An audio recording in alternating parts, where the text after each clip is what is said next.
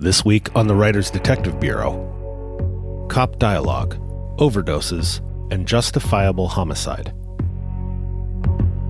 I'm Adam Richardson, and this is the Writers Detective Bureau.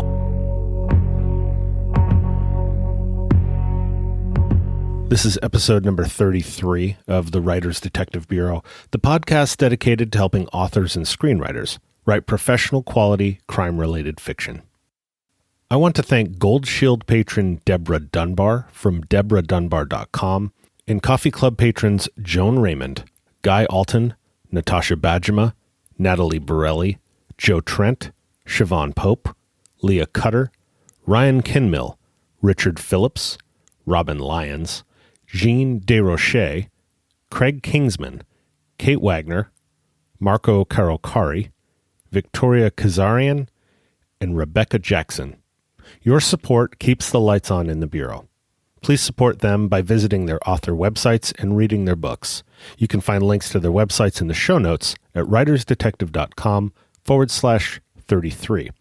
And if you have your own author business, consider joining Patreon. It's free for you and it allows your readers to support you financially through monthly micropayments. Give your fans a chance to show their support by creating your own Patreon account right now. To learn more, visit writersdetective.com/Patreon. Patreon.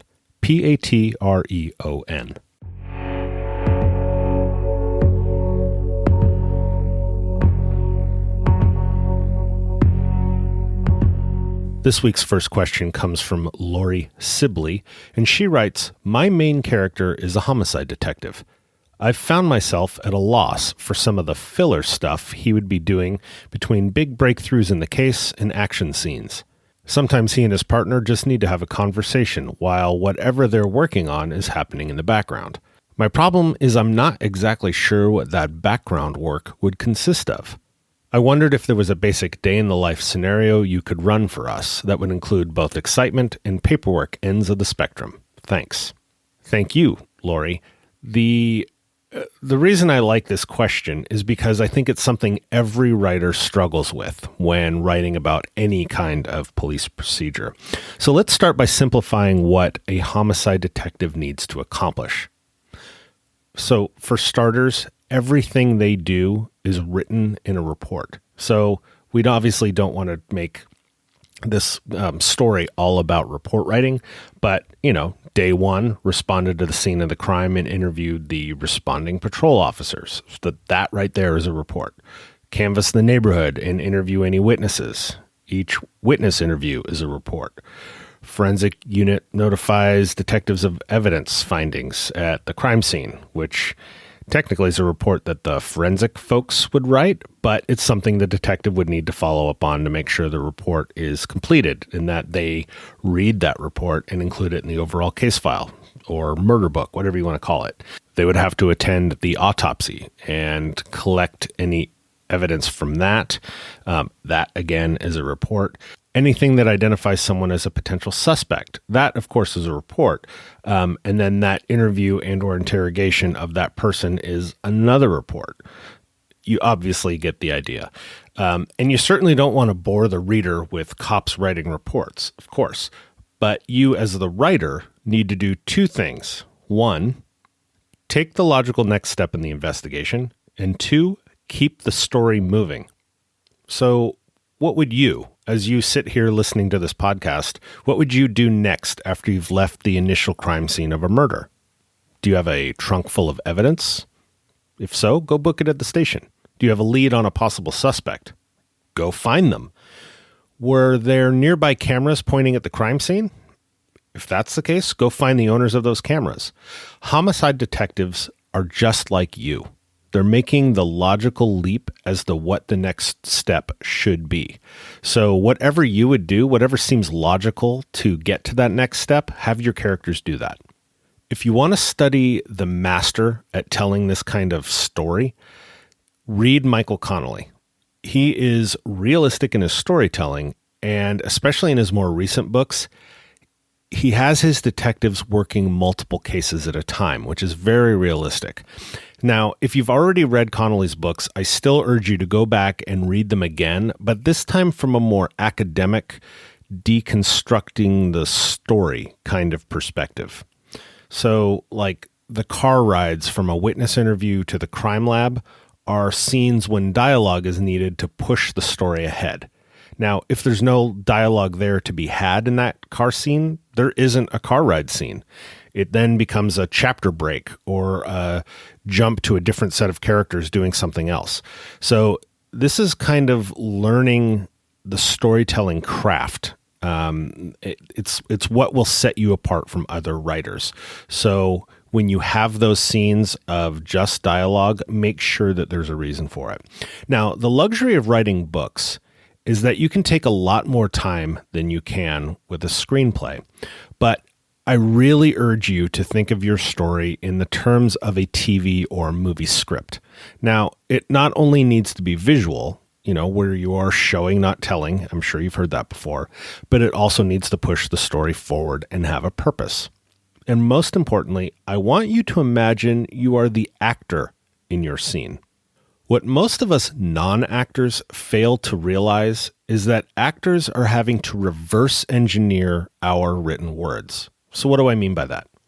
When we are having a normal conversation in daily life, we have ideas, feelings, and emotions that are in our heads that we're trying to convey to another person. And we're doing so with words, but we aren't really thinking about how to encode those feelings into specific words, right? I mean, they say no one gets talker's block. You get writer's block, but you don't get talker's block because we just talk. It just happens. And the pace of our speech will change. Our body language changes. We might start talking with our hands or making gestures to accentuate a point. All in the process of conveying this message in our head out to another person. Now, that is how normal human communication works, right? Actors, on the other hand, are handed the words in the form of a script, but it's just the words. They're doing this backwards. It's the actor's job to believably act out the ideas and the feelings and the emotions in that character's head to really sell the words that the script calls for. So the actor has to extrapolate those feelings or figure out how to make them appear on camera along with the words that you wrote in this script. So it's backwards. They're taking that encoded message and trying to figure out what all went into it in the first place. So if the writer is just adding dialogue for the sake of having two characters talk, you might actually be best served by cutting out the scene completely, unless you can devise a bigger reason for the scene to exist. Remember, every scene needs to push the story forward. And if it doesn't, your story starts to lag and your readers will get irritated. And irritated readers put books down. So make your scenes ones that actors would want to act in. Now, does that mean you'll never use a scene full of patter? Of course not. Just know why you are doing it. Now, I call it that, a scene of patter, because patter is empty chattering talk. My favorite example of this are magicians. Magicians use patter, that empty chattering talk, when they're trying to set you up on the premise for a sleight of hand magic trick. It's the otherwise useless story that sets up the context of this trick or misdirection. So as a writer, you can use patter in the same way, misdirection. So in magic, they say a large action covers a small action. The whole purpose of a magic wand is to misdirect your attention and also to have a plausible reason for the magician to have his palm closed from view. So use your patter dialogue in scenes where the scene is really about something other than the dialogue, just like a magician. So like Lori said in her original question, sometimes he and his partner just need to have a conversation while whatever they're working on is happening in the background. Lori's absolutely right, but it should be something that's going on in the foreground. There's a scene in the movie Beverly Hills Cop when Rosewood and Taggart, the two detectives that are following around Eddie Murphy's character, Axel Foley, are on a stakeout in their detective car, and they're watching for Axel Foley to leave the hotel. Now, Rosewood is having that patter dialogue with the hotel's waiter who brought food to their car. So in this patter dialogue, Rosewood's asking for extra mayo with his mouth full, as Axel, unbeknownst to them, is shoving bananas in the tailpipe of the car. So is the dialogue really about Rosewood stuffing his face and needing extra mayo? Or is it patter, that empty chatter while something else is happening? Allowing Axel to deploy a hilarious counter-surveillance tactic, which causes Rosewood's car to conk out, and Axel to make a clean getaway. So now that we know when we can use patter dialogue, what kind of stuff do cops talk about with each other? Well, it's probably much the same thing that you talk to your coworkers about. We talk about retirement, health insurance, complaining about a boss, or gossiping about coworkers. When left to do nothing but talk, cops are really good at complaining, which is why it's better to keep us active. So anyway, I hope this helps. And if you want to see the bananas in the tailpipe scene for yourself, I will include a link to the YouTube clip in the show notes. And the show notes are at writersdetective.com/33. And thank you, Lori, for such a great question.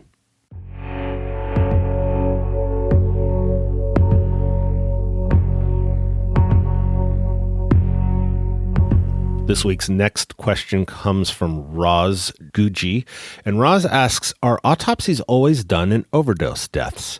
If not, which ones would get an autopsy? And does a pathologist always go to the scene of an overdose death? If not, which cases would draw a pathologist? So I guess that was technically 4 questions. So the first one, are autopsies always done in overdose deaths? No, not always. An overdose death can often be determined just from toxicology and whatever evidence was found at the scene or on the body. So if it looks like a case of an accidental overdose or a suicide, they may not do a full autopsy. An autopsy would occur anytime the circumstances look like there's something more to the story.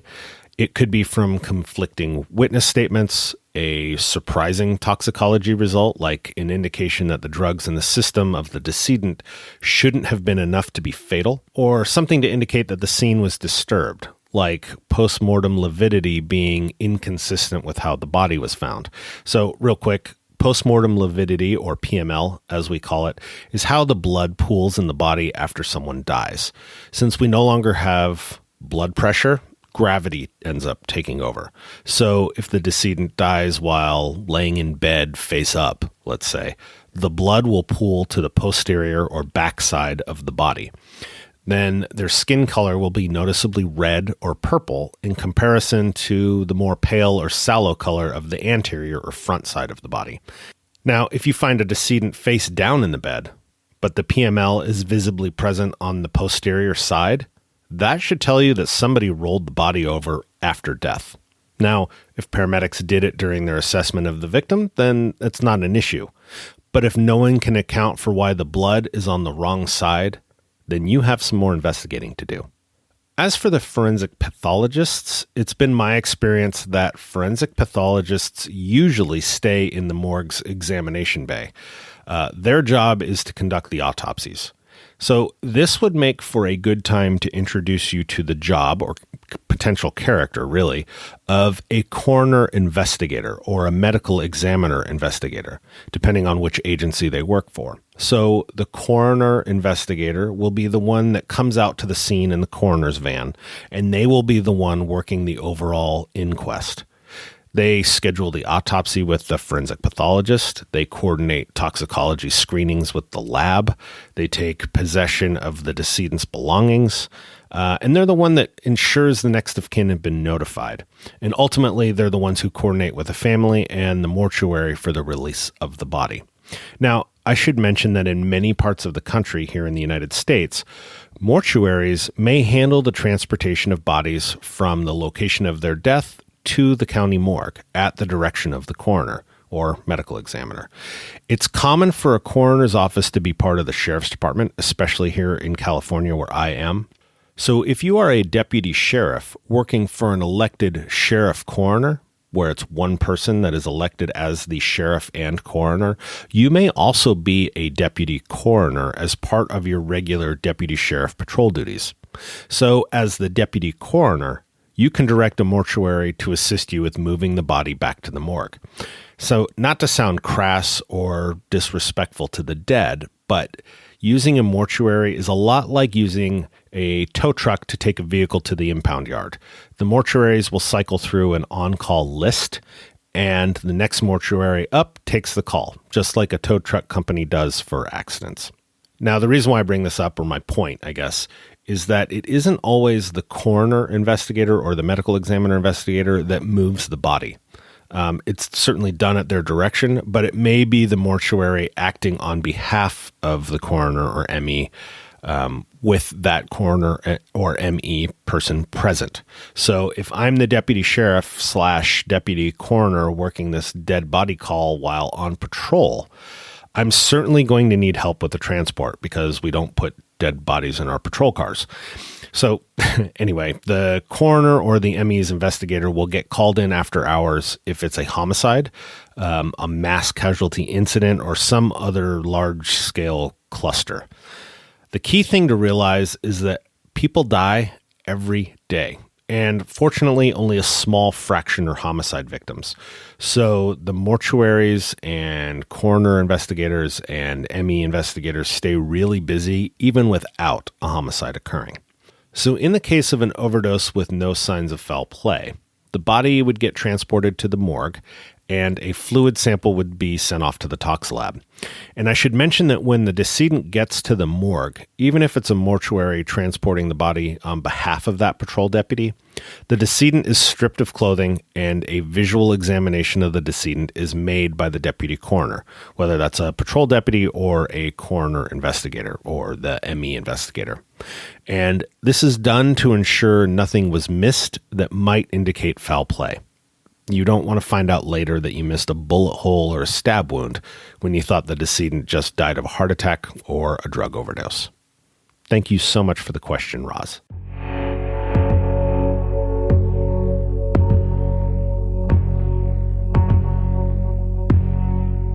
Vonnie Harris from VonnieHarris.com asks, if there are no security cameras and no witnesses, how does someone prove they killed a bad guy because he was attacking a good woman?